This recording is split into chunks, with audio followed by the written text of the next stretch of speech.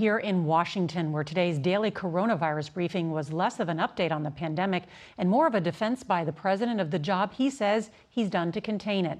The president even called Dr. Anthony Fauci to the podium to explain comments that he made on Sunday when Fauci said on TV that if mitigation had started earlier in the U.S., more lives could have been saved. Ben Tracy is at the White House tonight. And Ben, that was an extraordinary briefing. It sure was. The president said that everything he has done responding to coronavirus has been right, and he even showed a video of other government officials praising him. He's now getting ready to make this decision about reopening the country, but a lot of governors are saying it's not his decision to make.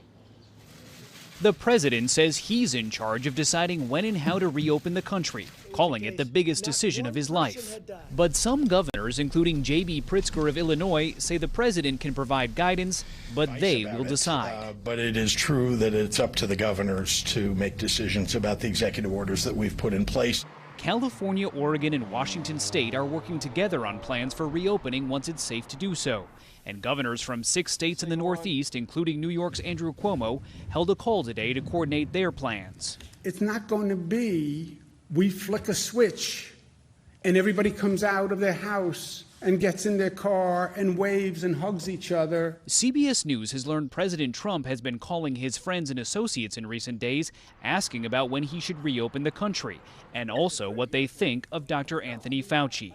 On Sunday, Fauci suggested lives could have been saved if the Trump administration had shut down the country sooner.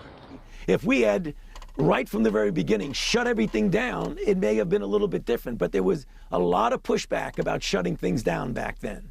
This follows a New York Times report that says President Trump ignored the advice of experts for a month before finally issuing social distancing guidelines in March.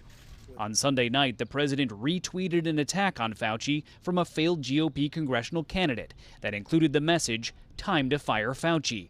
Today, Dr. Fauci backtracked, saying President Trump followed his advice. The first and only time that Dr. Birx and I went in and formally made a recommendation to the president listened to the recommendation. There is some sad news from the U.S. Navy tonight. A sailor on board the USS Theodore Roosevelt has died of coronavirus. Nearly 600 other sailors on that ship have tested positive. The ship's captain, Brett Crozier, was fired after a letter that he wrote pleading for help leaked to the media. There is now an investigation underway, and it is possible that he may get his job back. Nora? We may hear more of that investigation this week. Yes, Ben, thank you.